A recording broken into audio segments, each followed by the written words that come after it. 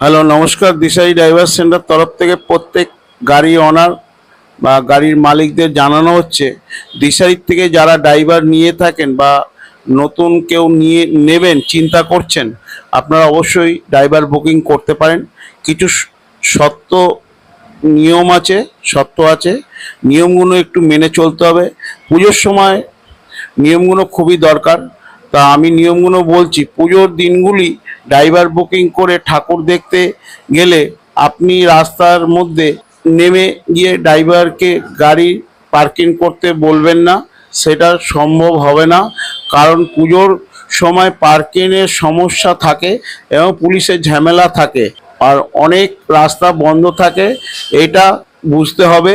এবং প্রত্যেক গাড়ির মালিকের কাছে বিশেষ অনুরোধ, পুজোর দিনগুলো আপনার ড্রাইভার নিয়ে ঠাকুর দেখতে গেলে অতি অবশ্যই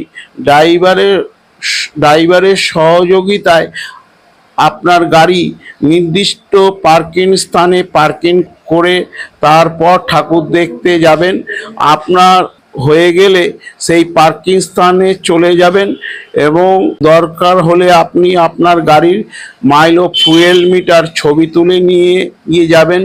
পরবর্তী সময় যাতে ড্রাইভারের সঙ্গে কোনো রকম সমস্যা না হয়, এই নিয়ম মেনে আপনি ড্রাইভার বুকিং করবেন, ড্রাইভার দিতে পারবো, এটাই আমার অনুরোধ।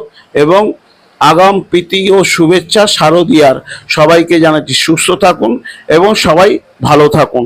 ধন্যবাদ।